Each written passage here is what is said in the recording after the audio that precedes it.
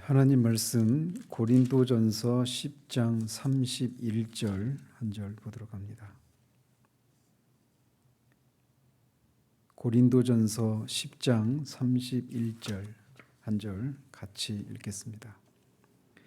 그런즉 너희가 먹든지 마시든지 무엇을 하든지 다 하나님의 영광을 위하여 하라. 아멘. 오늘은 하나님을 추구함 이 마지막 장 성례의 삶에 대해서 살펴보도록 합니다.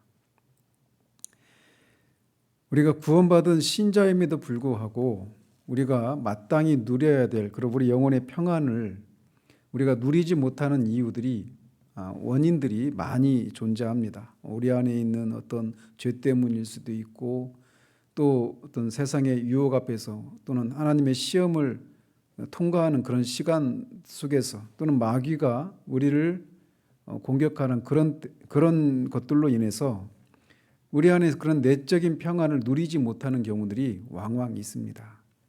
그런데 이제 오늘 토자가 다루려고 하는 것은 우리가 이 신성한 영역과 세속적인 그런 영역이 있다라고 하는 소위 성속 이원론이라고 하는 이 생각에 의해서 우리가 내적인 평안을 누리지 못하는 그런 경우들을 오늘 이 마지막 장에서 다루고 있습니다.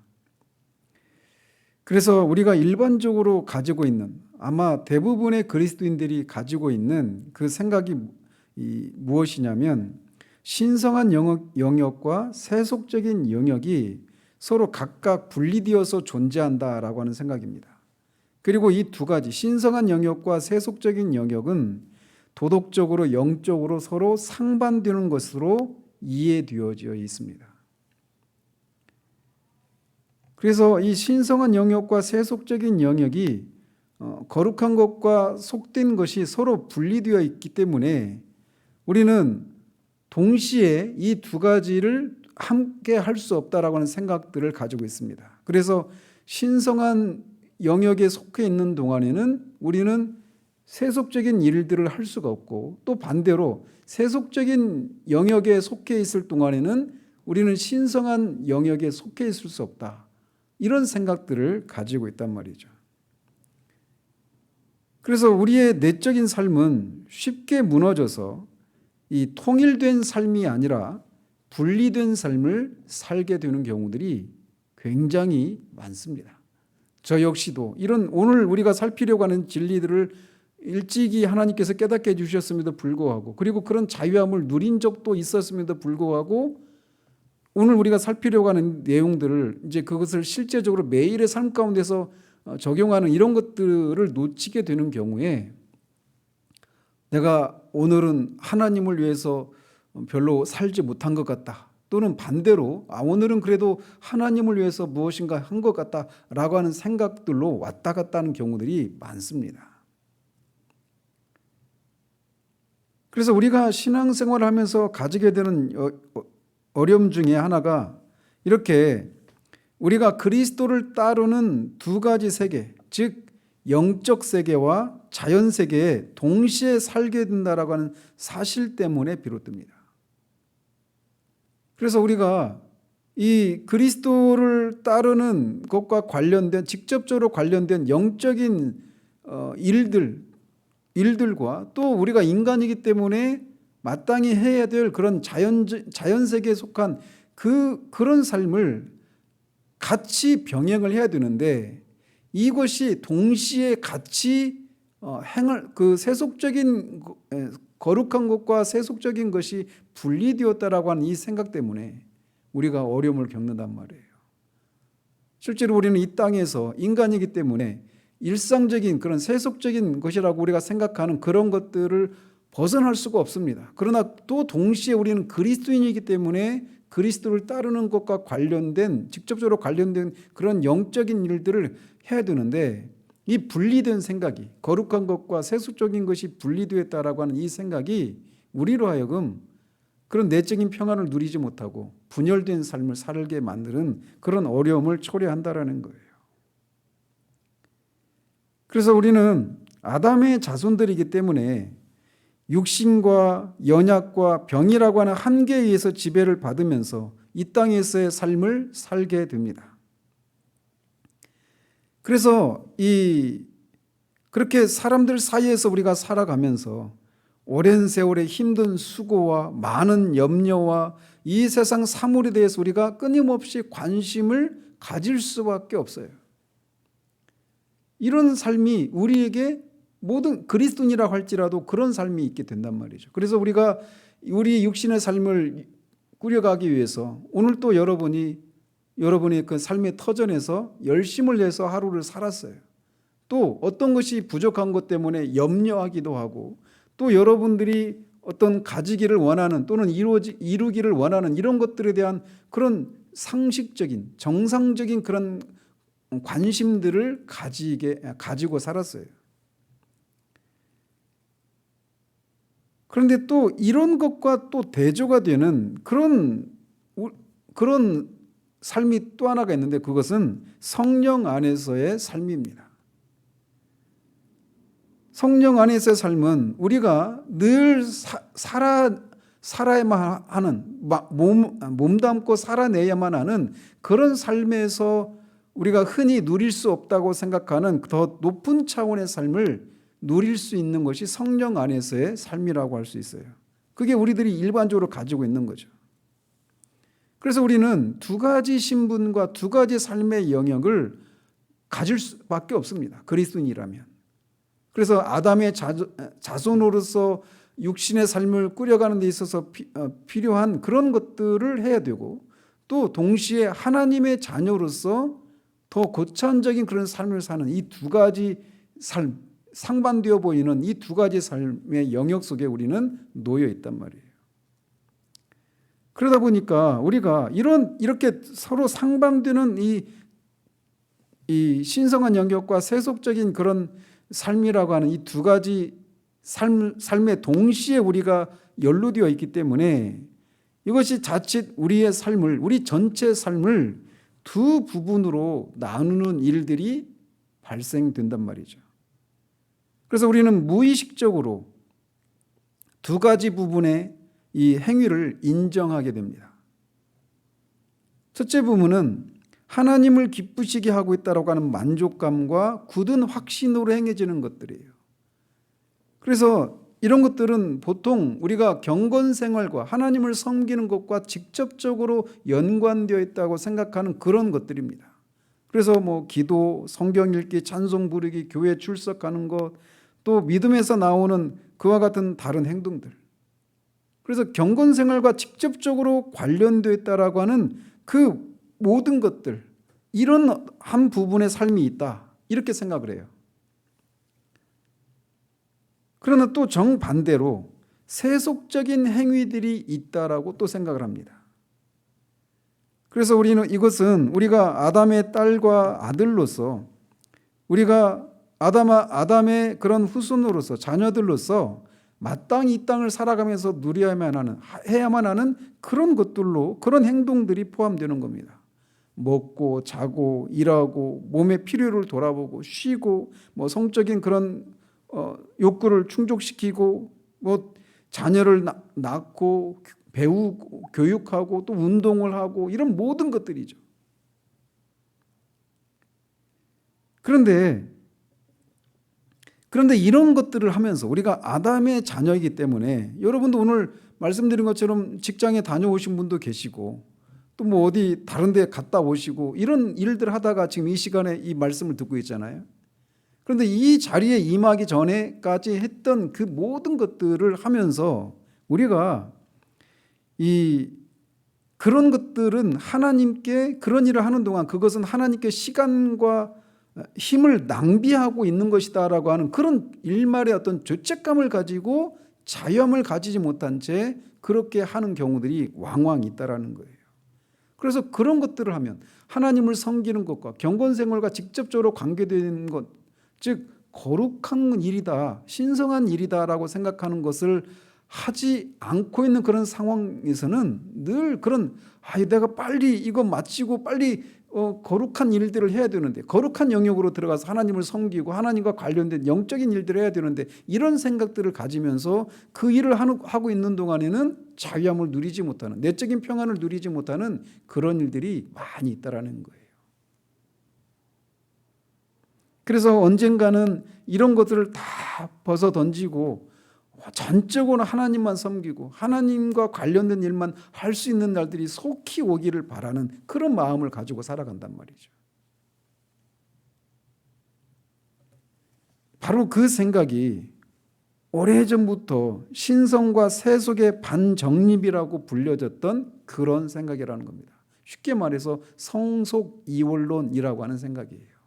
어떤 것은 거룩하고 어떤 것은 속되다, 세속적이다라고 하는, 그리고 이 두 가지는 서로 상반된다라고 하는, 이 두 가지는 결코 함께할 수 없다라고 하는 그 생각이 지금 방금 말씀드린 그런 생각이라는 겁니다. 대부분의 그리스도인들이 이 덫에 걸린다라고 토저는 말해요. 대부분의 그리스도인들이 그렇습니다. 그들은 두 세계의 요구 사이에서 만족스러운 적응을 하지 못합니다. 그들은 두 나라 사이에 놓인 팽팽한 밧줄 일을 걸으려고 애쓰면서 그 어느 쪽에서도 평안을 찾지 못합니다. 그래서 경건한 일이라고 하는 그런 일을 하면서도 세속적인 것이라 생각되는 그런 것들에 대한 염려와 또 마음을 쓰고 있는, 또 반대도 마찬가지예요. 그래서 어떤 것을 하면서도 마음의 평안을 누리지를 못해요. 그래서 늘 이거 하면서 빨리 다른 걸 해야 되고, 또 그거 하면서 또 반대되는 그런 것을 해야 된다라고 그런 생각에 마음에 늘 분주하고 자유함을 가지지 못하는 경우들이 많아요. 그런데 이런 것은 완전히 불필요한 일이라는 겁니다. 사실 이런 성속 이원론적인 그런 생각 때문에 우리가 어떤 어려움을 겪는 일들이 있는 것은 사실이지만, 그것은 우리가 반드시 겪게 되는 일이 아니라는 거예요. 반드시 겪어야만 되는 일은 아니라는 겁니다. 왜 그런 일들이 발생하느냐? 그것은 오해의 산물이라는 겁니다. 그래서 신성과 세속의 반정립이라고 하는 이 오래된 명제, 이런 것은 신약 성경에서 찾을 수가 없습니다. 즉 어떤 것은 거룩하고 어떤 것은 속되다라고 하는 이런 성속 이원론적인 이런 생각은 신약에서 찾을 수가 없는 거예요. 그럼 어떻게 우리가 이 성속 이원론적인 생각에 사로잡혀 있기 때문에 누리게 되는, 겪게 되는 그런 내적인 평안을 잃어버린, 자유함을 누리지 못하는 그런 상태에서 벗어날 수 있을까요? 그것은 진리를 알지니 진리가 너희를 자유케 하리라고 하는 그 말씀입니다. 우리가 기독교 진리에 대해서 보다 완전한 이해를 하게 될 때, 성속 이원론에 대한 이 생각에 대해서 우리가 바르게 이해하게 되면, 이 성속 이원론적인 생각에 사로잡혀서 겪게 될 그런 내적인 그런 불안함과 평화가 없는 상태에서 자유하게 됩니다. 그것을 잘 보여준 분이 있다라면 믿음의 주여 우리를 온전케 하시는 우리 주 예수 그리스도의 삶입니다. 그분은 분리된 삶을 알지 못하셨습니다. 그래서 그분이 십자가에서 죽으시고 부활하신 것만 거룩한 일이고 신성한 일이 아니라, 그분은 아기 때부터, 그분이 하나님 아버지의 임재 안에서 아기 때부터 십자가에서 죽으실 때까지 긴장 없이 성속 간의 그런 거룩한 것과 그 세속적인 것 사이의 어떤 긴장 없이 이 땅 위에서 사셨습니다. 하나님은 예수 그리스도의 삶 전체를 제물로 받으셨고, 예수님이 행하신 행동과 행동 사이에 어떤 구별도 짓지 않으셨습니다. 예수님의 모든 삶이 십자가의 죽으심뿐만 아니라 그분이 나면서부터 십자가에 죽으시기까지 행하셨던 모든 일들, 그분이 우리와 똑같은 죄가 없으시지만 우리와 똑같은 인성을 가지신 분이셨기 때문에 아담의 자녀로서 겪게 되는 그런 모든 그런 것들을 우리 주님도 다 행하셨단 말이에요. 먹고 자고 마시고 하는 이런 모든 것들 말이죠.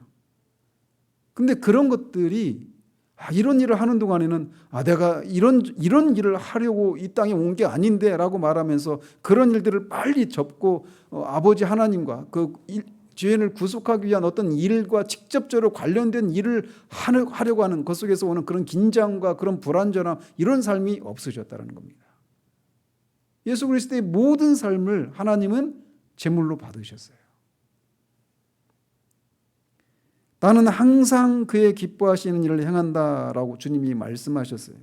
항상이라고 하는 말에 주목해야 됩니다. 그분은 그야말로 항상이었습니다. 십자가에 죽으셨을 때뿐만 아니라. 그래서 그분이 사람들 사이에서 왕래하실 때도 그는 균형 잡히고 안정감 있는 모습을 보이셨던 겁니다. 그가 감당한 압력과 고통은 이 세상 죄를 지신 자로서의 위치 때문이었지, 즉 메시아로서 세상 죄를 지시기에 앞서서 그렇게 그런 그리스도로서의 그런 영적인 압박과 고통이었지, 그가 어떤 도덕적으로 이 순간에 내가 뭘 해야 되는지 불분명하기 때문에 겪는, 내가 지금 이러고 있을 때가 아닌데 라고 하는 그런 생각에서 오는 그런 것에서 오는 어떤 압박이나 고통이 아니었다라는 거예요. 오늘 본문에서 모든 것을 하나님의 영광을 위해서 하라라고 하는 바울의 권면은 경건주의 그 이상의 것입니다. 그것은 신성한 계시의 필수 요소이고 진리의 말씀 그 자체로 받아들여져야 하는 것입니다.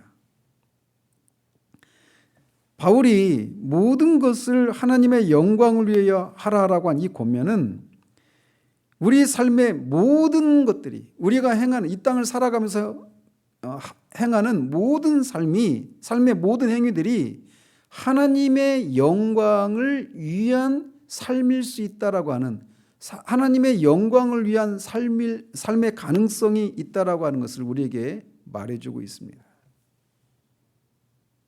그래서 사도 바울은 우리의 모든 행위들이 다 하나님의 영광을 위한 것일 수 있다, 영광이다라고 말한 것이 아니라 영광일 수 있다, 하나님의 영광을 위한 일이 될 수 있다라고 하는 것을 말하기 위해서, 그 제한을 두지 않기 위해서 가장 인간으로서 가장 기본적으로 해야만 하는 가장 이 천한 동물적인 행동을 언급하면서 그렇게 모든 일을 하나님의 영광을 위해서 하라고 말하고 있어요. 즉 먹든지 마시든지 무엇을 하든지 하나님의 영광을 위해서 하라고 말하고 있습니다. 그러니까 먹는 것도 먹어서 우리가 식사 기도할 때도 그렇게 흔히 많이 기도하잖아요. 이 음식을 먹고 힘을 얻어서 주님의 영광을 위해서 할 수 있도록 해달라고 그렇게 기도하잖아요. 근데 그 잘못된 기도입니다. 더 성경적인 기도는 먹는 것도 하나님의 영광을 위해서 먹을 수 있도록 해달라고 그렇게 기도하는 것이어야 돼요. 사도가 지금 그렇게 말하고 있잖아요. 먹는 것도 하나님의 영광을 위해서 하라는 겁니다. 마시는 것도 하나님의 영광을 위해서 하라고 말하고 있어요. 마셔서 목이 해가람을 받고 다시 몸이 재충전을 해서 그 힘으로 하나님의 영광을 위해서 살라 이렇게 말하지 않고 마시는 것 자체가 하나님의 영광을 위해서 하라고 말하고 있단 말이죠. 이렇게 먹는 것, 마시는 것조차도 하나님의 영광을 위해서 할 수 있다라면 우리가 그보다도 더 그 이외의 모든 아담의 자녀로서 우리가 인간으로서 행해야 되는 그 모든 것들도 다 하나님의 영광을 위한 일이 될 수 있다라고 말할 수 있단 말이죠. 그런데 초기 경건한 작가들의 작품 속에서 두드러지게 나타나는 것은 이 수사적인 신체 멸시입니다. 그래서 이런 것들이 어디에서 흘러나왔냐? 헬라 사상에서 나오는 거예요. 육은 악하고 영은 선하다라고 하는 그런 헬라 사상에서 나와서 이 초기 경건한 작가들의 작품 속에 그런 요소들이 많이 두드러져 드러납니다. 그래서 신체의 멸시, 신체를 멸시하는 듯한 그런 생각들이 있는데 그것은 하나님의 말씀에 지지를 받지 못한다라는 거예요. 일반적인 정숙함이 성경에서 발견되는 것이 사실이긴 하지만 얌전을 빼는 행위나 거짓된 수치감은 결코 찾아볼 수 없습니다. 신약은 성육신, 즉 우리 주님께서 실제로 인간의 몸을 입으신 것을 당연한 사실로 받아들이고 그러한 사실에 대한 명백한 암시를 이끌어내려는 어떠한 시도도 없다고 도전은 말합니다. 이게 무슨 말입니까? 예수님이 성육신을 하신 것은 그야말로 성육신 하신 거예요. 인간의 몸을 실제로 입고 오셨습니다. 주님은 사람들 사이에서 육신으로 거하셨고 한 번도 신성하지 않은 행동을 하신 적이 없었습니다. 주님이 입으신 몸은 진짜 우리가 입고 있는 몸입니다. 그래서 그 몸에 필요한 것을 필요한 그런 욕구들을 다 가지고 있었어요. 다만 죄가 없었을 뿐이죠. 그런데 그렇게 주님이 사람의 몸 안에서 몸을 입고 행하실 때에도 몸을 입고 행하실 때 그 주님이 하셨던 일들 중에 신성하지 않은 일은 하나도 없었다라는 거예요. 사람의 몸 안에서의 그의 임재는 사람의 몸에 신성에 위배되는 어떤 것이 있다라고 하는 악한 관념을 완전히 쓸어버린다라고 도전은 말합니다. 말씀드린 것처럼 육은 악하다, 영은 선하다 이런 생각들을 완전히 거부하고 있다는 것이죠. 하나님께서 우리의 지체를 만드셨기 때문에 우리는 지체가 속해 있는 몸에 책임을 지음으로써 하나님을 슬프시게 하지 않습니다. 하나님은 자신의 손으로 만드신 작품을 부끄러워하지 않으십니다. 그러니까 우리의 육신을, 우리의 몸을 하나님이 만드셨기 때문에 그 몸으로 행하는 것은 다 악하다라고 하는 이것은 그것을 만드신 하나님의 의도를 거스르는 거란 말이에요. 물론 우리가 인간의 능력을 악용하고 오용하고 남용하는 것은 수치를 당할 충분한 근거가 됩니다. 그래서 죄 가운데 그리고 자연에 거슬러서 행해진 육체 행동들은 결코 하나님을 영화롭게 할 수 없어요. 인간의 의지가 도덕적 악을 유도하는 그 어느 곳에서든지 우리는 더 이상 하나님이 만드신 것 같은 순수하고 무해한 능력을 가질 수 없습니다. 이게 무슨 말입니까? 우리가 하나님이 우리 육신을 만드신 분이시기 때문에 그 육신 그 자체가 악하다라고 생각하고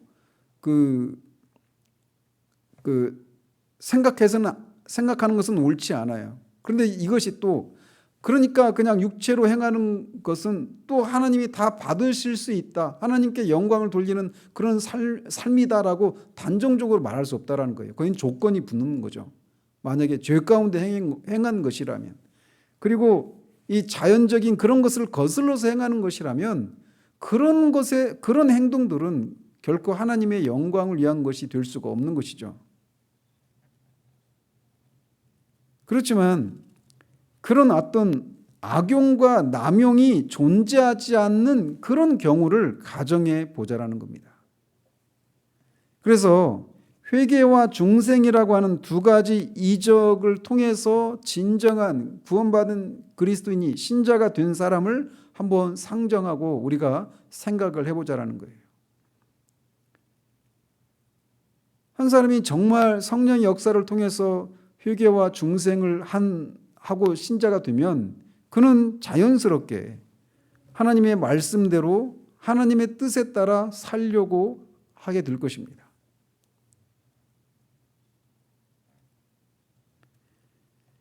그런데 그런 사람에 대해서 말할 때 우리가 기도하는 것이나 세례나 성만찬 이런 것이 우리가 신성하다라고 말할 수 있는 것처럼 그렇게 회개하고 중생한 신자들의 생활의 모든 행위가 진정으로 신성하다 혹은 신성할 수 있다고 말할 수 있다는 거예요.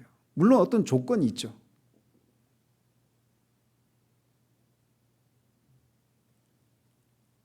그래서 성례식이 내적 은혜의 외적 표현이라고 이렇게 정리할 수 있습니다. 성례에는 우리가 세례와 성만찬이 있잖아요. 세례는 그 침례든지 뭐 물을 뿌려서 하는 그런 세례든지 그것이 외적으로 나타나는 것은 그겁니다. 그런데 그게 내적으로는 그가 죄에 대해서 죽고 그리스도와 함께 의에 대해서 살아났다. 하나님을 향해서 살아났다. 옛날 그 사람은 죽고 새 사람이 되었다. 이것을 말하는 거잖아요. 성례가 바로 그런 의미라는 거죠. 그래서 내적 은혜의 외적 표현 이렇게 정의를 내릴 수 있어요. 성례라고 하는 거를. 그런데 그런 것처럼 우리 전체를 하나님께 드리는 한 번의 행위로 우리는 차후의 모든 행위가 그 헌신을 표현하게끔 만들 수 있습니다. 그래서 예수님께서 예루살렘을 입성하실 때 그 나귀를 타셨는데 그 나귀를 주님은 부끄러워하지 않으셨습니다. 그런 것처럼 주님을 싣고 갔던 나귀에 해당되는 것이 우리의 몸입니다. 우리의 몸도 일생 동안 우리를 운반해주는 어떤 육신적인 종이다 이렇게 비유할 수 있단 말이죠. 그래서 예수님을 싣고 갔던 나귀를 주님이 부끄러워하지 않은 것처럼 우리도 우리의 몸을 부끄러워할 필요가 없다라는 거예요. 즉 주께서 쓰시겠다라고 하는 그 나귀를 주님이 쓰실 때 주께서 쓰시겠다라고 하는 말은 우리의 죽을 수밖에 없는 육체에도 적용될 수 있습니다.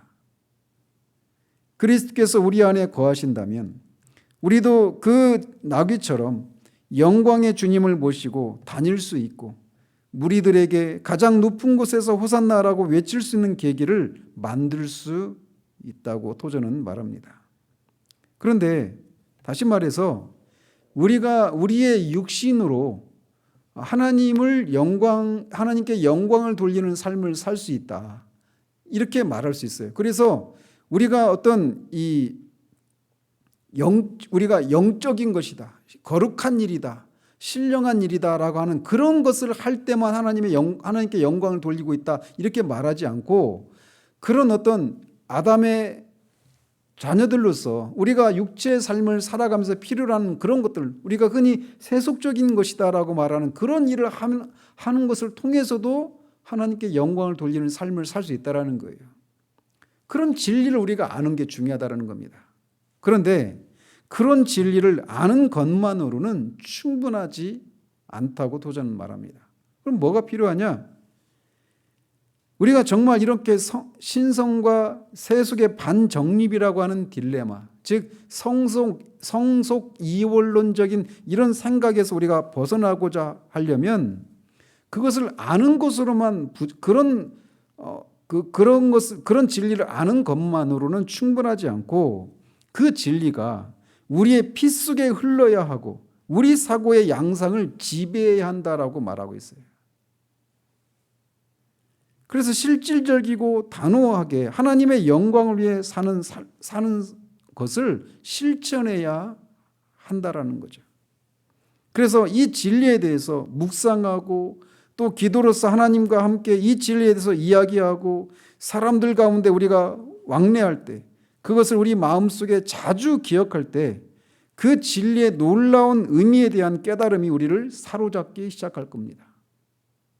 즉 우리가 흔히 세속적인 일을 하고 있다라고 하는 그 일이 그렇지 않고 하나님의 영광을 위한 일을 내가 하고 있구나라고 하는 그 생각이 우리 가운데 실제적으로 임해서 그런 내적인 평안이 깨지지 않고 자유함을 누릴 수 있으려면 성속 이원론적인 그런 생각이 잘못된 것이고 우리가 흔히 속된 일이라고 하는 그런 일을 통해서도 하나님께 영광을 돌리는 일을 내가 하고 있다라고 하는 그 생각을 가지려면 이렇게 이 생각을 자주 묵상하고 그것을 하나님께 아뢰고 또 자꾸 이것을 생각하고 실제로 우리의 삶에 그런 것이 임할 때야 비로소 이 진리를 우리가 실제로 맛보게 되는 일이 가능하다는 겁니다. 그래서 그렇게 우리가 이 진리를 묵상하고 기도하고 하나님께 기도하고 이것을 자주 우리가 기억할 때 그 진리가 우리 가운데 우리를 이렇게 사로잡으면서 그런 자유함과 내적 평안을 가져다 주게 돼요. 그런데 어떤 생각을 붙잡아야 되느냐? 우리의 전부가 하나님의 것이라고 하는 지식. 우리의 전부가 하나님의 것입니다. 그리스도의 피값으로 우리가 하나님의 소유가 되었어요. 우리의 것 중에 하나님의 것이 아닌 것이 없습니다. 모든 것이 하나님의 것이에요. 그리고 그 말은 또 그가 모두를 받으셨고 아무것도 거절치 않으셨다라고 하는 것을 의미합니다. 우리의 모든 것이 하나님의 것이라면 우리의 모든 것을 하나님이 받으시고 아무것도 거절하지 않으셨다라고 하는 것도 의미하는 거예요. 이 지식이 바로 우리의 내적인 삶을 통일시키고 모든 것을 다 거룩한 것으로 만들어줍니다. 내가 기도할 때만 하나님의 것이 아니라 내가 밥을 먹고 있을 때도 나는 하나님의 것이에요. 그래서 기도가 하나님이 받으시는 것이 될 수 있는 것처럼 밥을 먹는 것도 하나님이 받으시는 것이 될 수 있다는 겁니다. 그러니까 밥을 먹으면서도 소위 우리가 세속적인 일이라고 그렇게 생각하잖아요, 일반적으로. 그런데 그렇지 않고 밥을 먹는 것도 하나님의 영광을 위한 일을 하는 것이 될 수 있기 때문에 그런 자유함이, 그런 평안이 우리 가운데 밀려온단 말이에요. 지금 이 실시간에 들어와서 말씀을 듣고 있는 사람이 있는가 하면 이 시간에 정해진 시간에 들어오지 못하고 여러분이 가족들을 돌보고 또는 일을 하고 다른 이유들로 인해서 이 예배에 이 실시간에 참여하지 못하는 사람들이 있을 수 있어요. 그러면 여기에 예배 이 실시간에 들어온 사람만 하나님께 영광을 돌리고 있고 그렇지 않은 사람은 다 하나님께 영광을 돌리지 못하고 있는 거냐? 그런 것이 아닐 수 있다는 겁니다.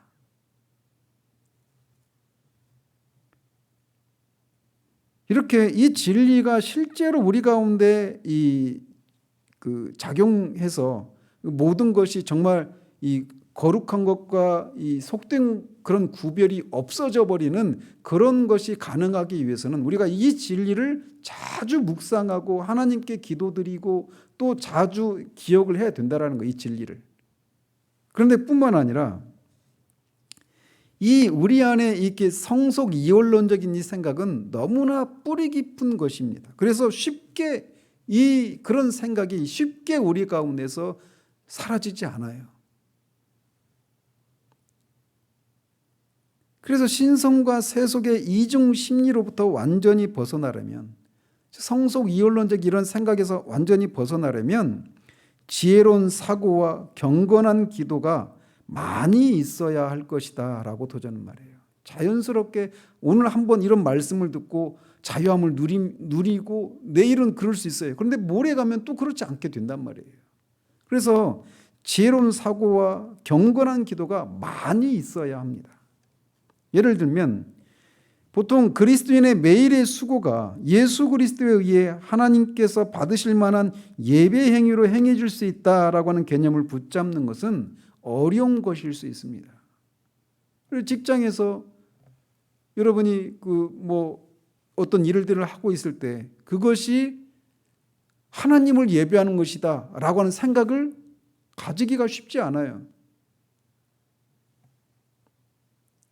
왜냐?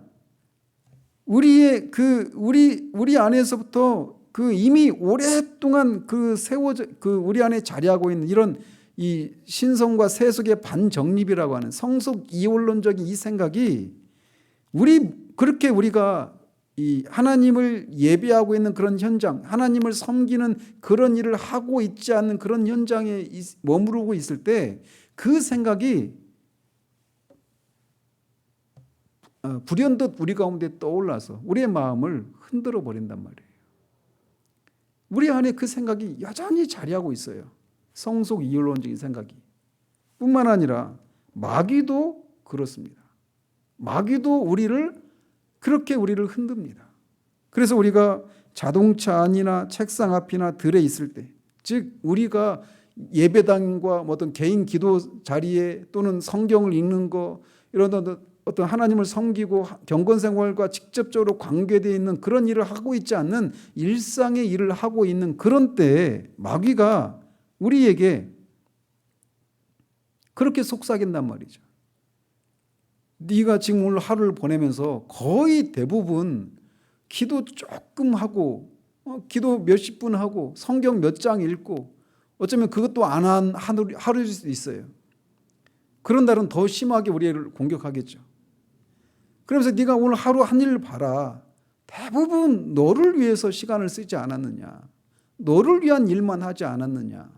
하나님을 위해서 얼마나 네가 시간을 썼느냐. 얼마나 많은 에너지를 쏟았느냐. 이렇게 공격한단 말이에요.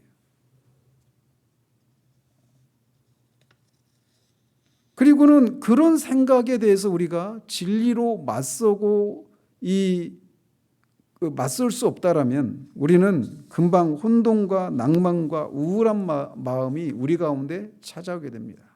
어쩌면 지금 이 말씀을 들으면서 오늘 하루도 그런 생각을 하고 있었을지 몰라요. 그리고 오늘 이 시간에 말씀을 듣지 못하고 내일이나 다른 날에 이 말씀을 예배 드려야 되는 이 시간에 말씀을 듣지 못하고 부득이 다른 어떤 피치 못하는 그런 일들이 있어서 그 예배와 관련되지 않은 그런 일을 하고 있었기 때문에 이런 말씀을 그런 마귀가 우리에게 주는 생각들을 가지고 죄책감을 가지고 있는 경우들도 있어요. 제가 직장 생활하면서 그런 회심의 은혜를 경험하고 공적 예배는 거의 빠지지를 않았습니다. 어떻게든지 수요 기도이고 금요 철야고 새벽 예배고 빠지지를 않으려고 했어요. 근데 회사를 다니다 보니까 시간을 제 마음대로 쓸 수가 없잖아요. 야간을 해야 될 때는 야근 작업을 해야 될 때는 야근을 해야죠.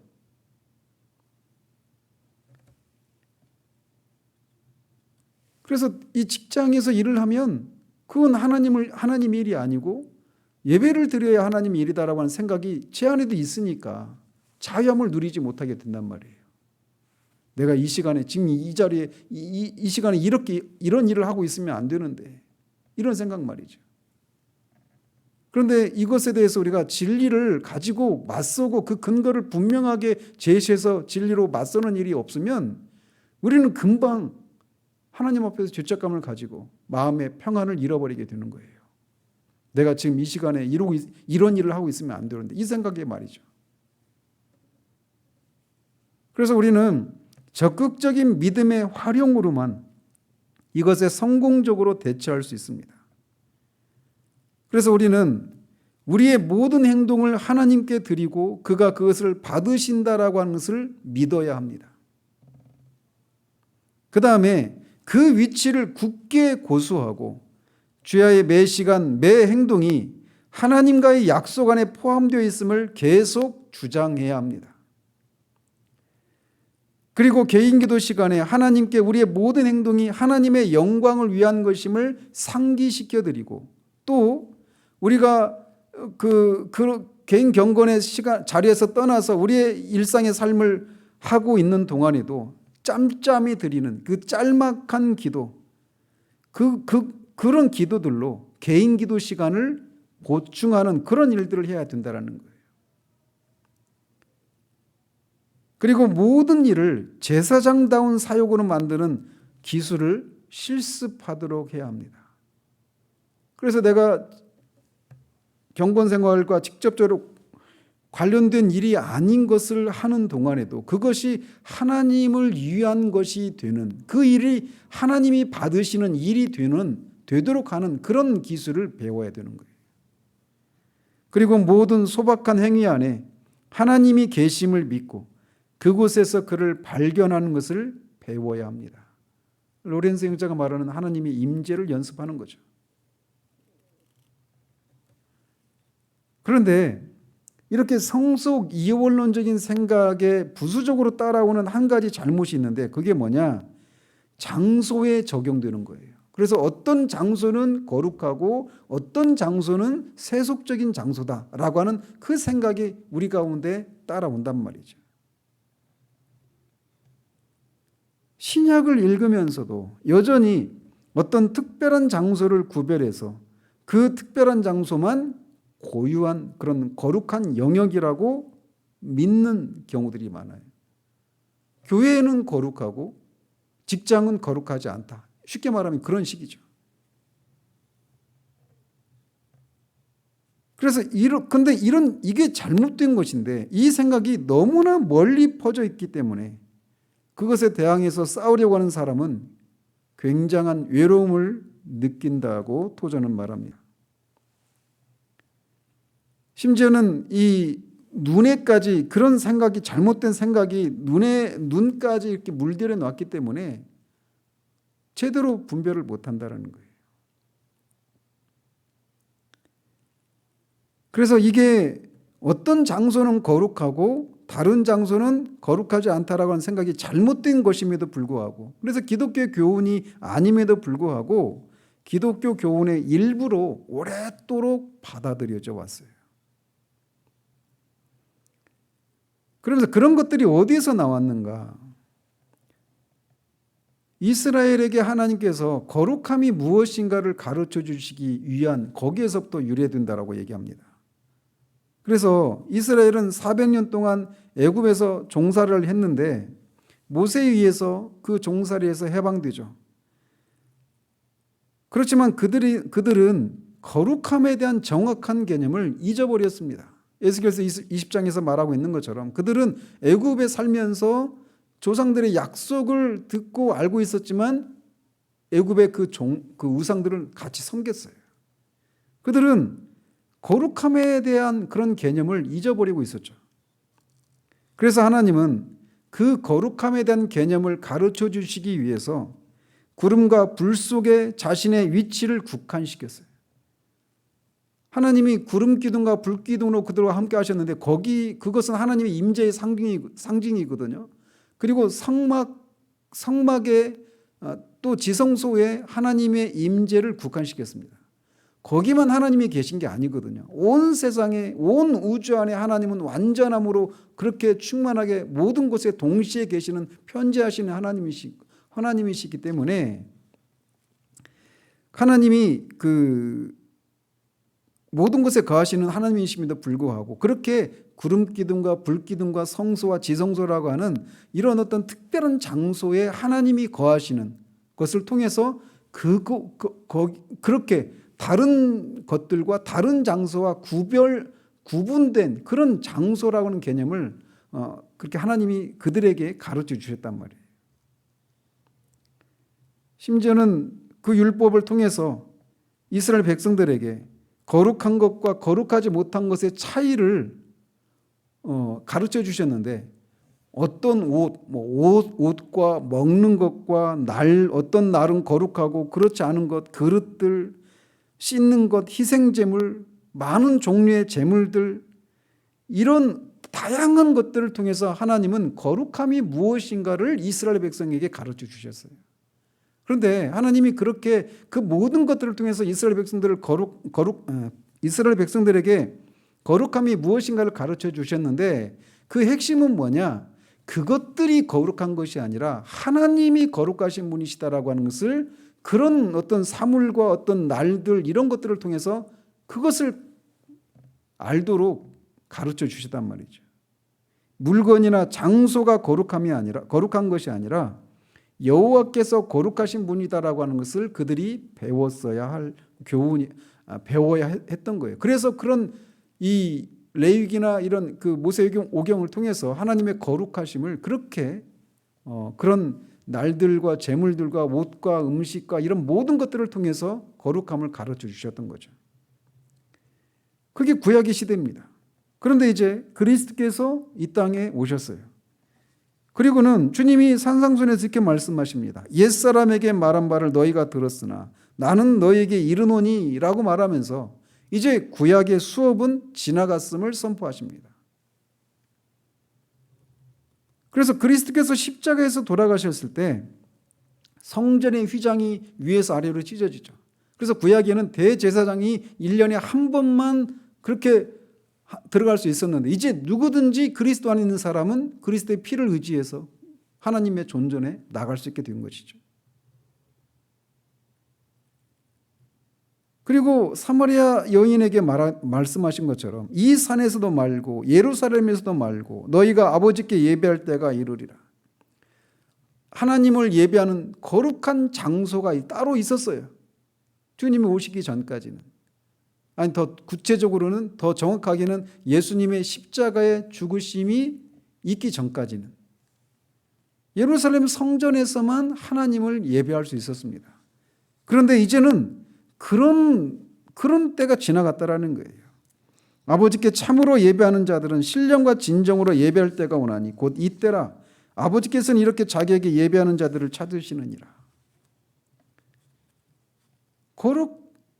그러면서 바울이 이 예수님의 이 선포를 자유의 외침을 듣고서 더 나아가서 그는 적용을 하는 겁니다.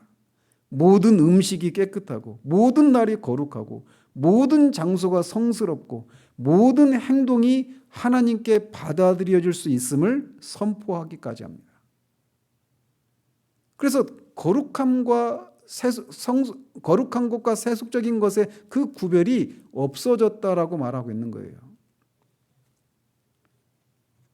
그 백성의 교육에 필요했던 시기와 장소의 신성함이라고 하는 등불은 영적 예배라고 하는 밝은 태양 앞에서 사라지게 되었습니다. 그런데 이 생각이 우리 가운데 계속 유지되어야 하는데 그래서 교회 소유로 남아 있어야 했는데 예배의 필수적인 영성은 세월의 흐름과 함께 서서히 사라져 버렸다라고 토저는 진단합니다. 어떻게 사라졌는가? 즉 모든 음식, 모든 장소, 모든 시간, 모든 날들, 모든 행동이 하나님께 받아들일 수 있다. 이렇게 주님이 선포하셨어요. 그리고 실제로 그것이 이루어졌어요. 그리고 그런 것이 우리에게 가능해졌단 말이죠. 그래서 어떤 특별한 날, 어떤 특별한 장소, 그것만 거룩하고 특별한 행동만 하나님이 받으시고 이런 게 아니라 모든 장소, 모든 물건, 모든 행동이 다 하나님께 받아들일 수 있다. 예수 그리스도를 통해서 그런 것이 가능해졌다. 이게 우리가 붙들고 있어야 되는 건데 시간이 흐르면서 다시금 우리 안에 남아있는 이 율법주의적인 이런 생각이 다시금 스물스물 기어오르게 된다는 것입니다. 그래서 교회가 다시 날과 계절과 절기를 지키게 됩니다. 이미 초대교회도 이미 그런 골로새 교회가 그런 교회였잖아요. 그래서 날과 계절과 절기를 지키게 되고 어떤 특별한 장소가 선정되고 특별한 의미에서 거룩한 곳으로 구별되게 됩니다. 그리고 우리가 성지순례 이런 얘기 하잖아요. 다 잘못된 개념이죠. 이런 것에서 나오는 거예요. 우리가 자리하는 모든 것이 다 성지입니다. 성지가 될 수 있는 거예요. 성전 건축이라고 하는 말도 그런 맥락에서 나오는 거죠.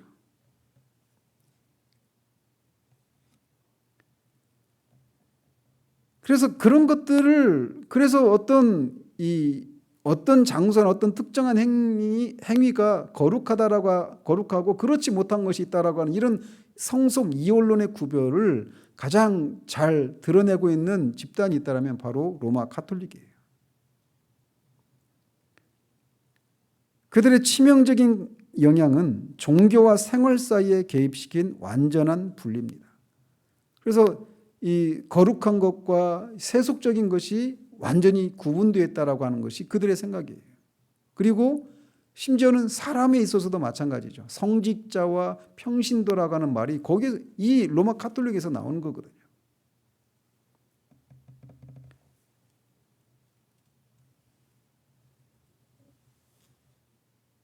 그래서 이 진리를 머리로는 알지만 실제 삶에서 이 성속 이원론적인 이 생각을 거부하는 데서 오는 그런 자유함과 내적 평안을 누리는 이런 일은 정말 쉽게 얻어지는 것이 아닌 것을 우리의 실제 삶을 통해서 우리가 보게 됩니다. 그래서 이런 멍에로부터 우리를 자유하게 하기 위해서 종교개혁자들과 청교도들과 신비주의자들은 수고해 왔다라고 도전은 말합니다. 그런데 오늘날 보수적 계통의 경향은 다시 그 멍에로 돌아가고 있는 듯 보인다라는 겁니다. 그래서 오늘날 정통파 기독교가 영적 노예 상태로 되돌아가고 있는 것으로 보인다라고 도전은 처방을 내리고 있어요. 그래서 사순절, 성주간, 성금요일 이런 용어들 우리는 뭐 그런 여기서는 해당이 되지 않지만 이번 주 오후 예배 때도 말씀드렸죠. 그냥 일주일 내내 전도하고 기도하는 그런 것에 온 교인들을 동원하는 그 교회 말이에요. 연세중앙교회. 어디 그것뿐입니까? 그렇게 교회에 와서 기도하고 또 밖에 나가서 전도하고 하는 것만 거룩한 일이 되는 거예요.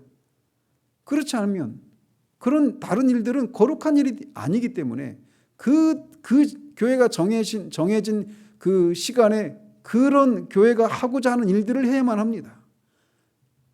그 시간에 교회 밖에 집에서 있으면 가족들하고 같이 있고 우리의 일상의 삶을 살아가면 그건 거룩한 일이 아니다라고 하는 생각이 있기 때문에 늘 그런 일을 해야 되는, 그래서 영적인 노예 상태로 전락해버리는 그런 삶을 살고 있단 말이에요. 그리고 그런 사람이 아주 신앙이 좋고 믿음이 좋은 사람이다 이렇게 생각한단 말이죠.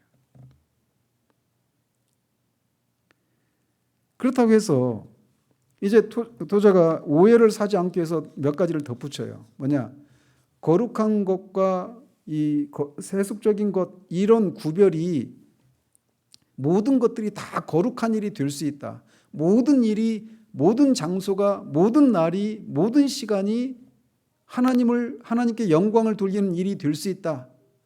이렇게 말을 했는데 이 말을 우리가 그럼 모든 일이 다 거룩하다라면 이 거룩함에 어떤 일을 하는 것에 있어서 어떤 중요성에 어떤 아무런 차이가 없느냐 이런 오해를 할 수 있는데 그렇지 않다라고 덧붙입니다. 그래서 신뢰를 드는데 사도 바울이 천막을 깁는 일도 했죠. 그러면서도 동시에 그 서신서들을 썼어요. 천막을 깁는 일도 하나님이 받으시는 일이 될 수 있습니다. 서신서를 쓰는 것은 더더군다나 하나님이 받으시는 일이죠. 이 두 가지가 천막을 깁는 일과 서신서를 기록하는 일 다 언뜻 보면 서신서를 기록하는 것은 거룩한 일이고 천막을 깁는 일은 세속적인 일이다 이렇게 말할 수 있는데 그렇지 않다라는 겁니다. 한 사람 바울 안에서 천막을 깁는 일도 하나님을 위한 일이고 서신서를 쓰는 것도 하나님을 위한 일이에요. 다 신성한 일이고 거룩한 일입니다. 그러나 분명히 그 일 속에는 분명히 하나님을 위한 일임에도 불구하고 중요성에 있어서는 차이가 있다라는 거예요. 당연히 천막을 깁는 일보다 서신서를 쓰는 일이 더 중요하죠. 그렇다고 해서 이 중요성의 차이가 어떤 중요하지 않은 일들은 거룩한 일이 되지 않는다 이걸 말해주는 게 아니라는 거예요. 또 이 한 사람 안에서 하는 어떤 일들의 그런 차이, 그 일들의 그 중요성의 차이를 무시하고 말하는 건 아니다라고 첫 번째로 말하고 또 두 번째 말하고 있는 게 뭐냐? 모든 사람이 다른 모든 사람과 똑같이 유용하다라고 하는 것을 의미하지 않는다라는 겁니다. 그래서 그리스도의 몸 안에 있는 사람들이 성령에 의해서 받은 은사들의 차이가 있어요. 그렇기 때문에 어떤 사람은 더 많은 은사를 통해서 더 많은 일을 할 수 있어요. 그래서 여기서 빌리 브레이라고 하는 사람과 루터나 웨슬리를 비교하잖아요. 여러분이 루터나 웨슬리는 잘 알려져 있는 분들이죠. 근데 빌리 브레이는 저도 이 책을 통해서 책에서 처음 접한 분인데, 이분도 영국 목사님이거든요. 탄광의 그 광부에다가 회심을 하고 뭐 괴짜 설교자 이런 별명이 붙어 있는데, 어쨌든 그럼에도 불구하고 아무튼 그 영국의 코넬이라고 하는 지역에서 하나님께 크게 쓰임 받은 하나님의 종이에요. 그럼에도 불구하고 빌리 브레이라고 하는 분과 루터가 교회에 끼친 그 영향력의 차이는 비교가 되죠. 그래서 토저가 지금 여기서 이 거룩한 것과 속된 것의 그런 구분이 모든 것이 다 거룩한 일이 될 수 있다라고 하는 말이, 그러면 사람들 사이에서의 그런 어떤 모든 사람들이 다 유용함의 정도에 있어서 모든 사람이 다 동일하냐? 그건 아니라고 하는 것을 덧붙이고 있는 거예요. 그럼에도 불구하고 적은 은사를 받은 사람의 그 하나님을 위한 일도 많은 은사를 받아서 많은 유익을 끼친 그 형제의 봉사만큼 순수하고 하나님이 기뻐 받으신다라는 겁니다. 그러니까 나는 저분보다는 내가 뭐 더 저 장로님은, 저 권사님은 정말 저렇게 하나님을 위해서 저렇게 크게 일을 하는데 나는 적으니까 저분의 일은 하나님이 받으시지만 나는 받지 않는다, 이런 것은 옳지 않다라는 거죠. 그리고 마지막으로 로마 카톨릭이 구분지어 놓은 평신도와 이 성직자라고 하는 구분에 대해서 얘기합니다. 즉 평신도는 자신들이 하는 이 일들이 목사가 하는 일보다 열등하다라고 하는 생각을 가져서는 안 된다라는 거예요.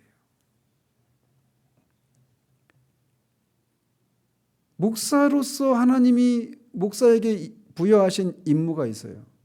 또 목사가 아닌 사람들에게, 우리가 평신도라고 하는 말이 성경적인 용어는 아니지만 오랫동안 너무 2000년 동안 우리가 써왔기 때문에 부득불 쓸 수밖에 없는데, 이 평신도가 하는 일이 목사가 하는 일보다 작다 또는 열등하다 이렇게 생각해서는 안 돼요.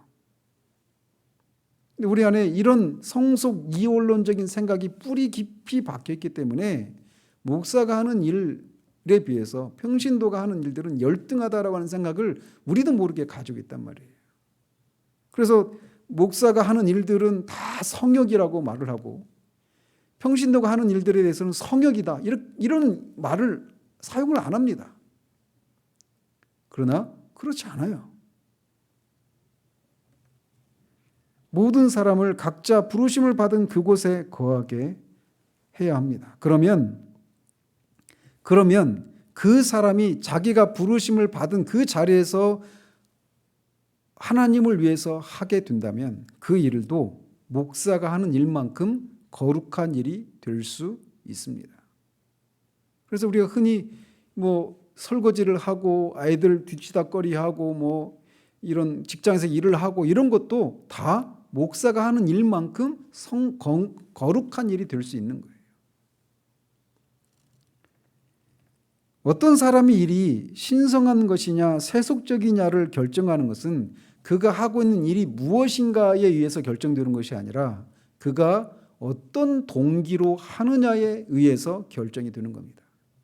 하나님이 그 사람을 그 자리에 세우셔서 그 어떤 일을 하게 하셨는데 그 일을 행할 때 그 자신을 그 자리에 세우신 하나님을 위해서, 하나님께 영광을 돌리기 위해서, 하나님께 기쁨을 드리기 위해서 그 일을 한다라면 그게 똥을 푸는 일이든 청소를 하는 일이든 하나님의 영광을 위한 일이 될 수 있고 목사가 하는 일만큼 거룩한 일이 될 수 있다는 거예요. 마음속에 주 하나님을 거룩히 여기게 해야 합니다. 그러면 그때부터 그가 하는 일은 더 이상 하찮은 일이 될 수가 없습니다. 그가 하는 모든 일은 예수 그리스도를 통해서 하나님께서 기뻐 받으시는 선한 일이 될 수 있습니다. 그런 사람에게는 생활 그 자체가 신성한 것이 되고 온 세상은 성소가 될 것입니다. 그래서 이 신성한 일과 세속적인 일의 구분이 사라지게 되는 거예요.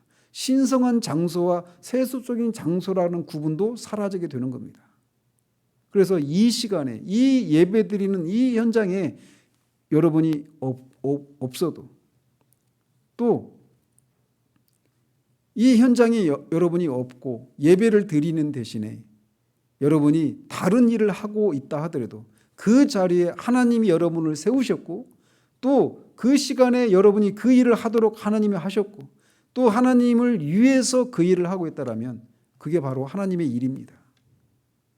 그렇기 때문에 내가 이 시간에 이러고 있으면 안 되는데 이렇게 하면서 그 일을 하면서도 마음의 평안을 잃어버리고 자유함을 잃어버리는 그런 상태 가운데 있어서는 안 되는 거예요.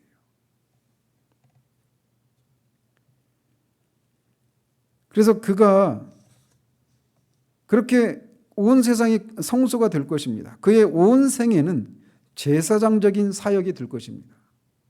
그래서 모든 목회를 다 목회의 성역 몇십 년 이런 얘기하는데 그게 다 이런 성속 이원론적인 생각에서 나오는 것들이에요.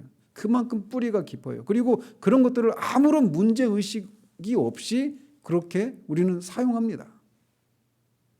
그러나 작은 것부터 우리는 이 개념들을 분명히 의식을 하고 적용해 나가야 되는 거예요.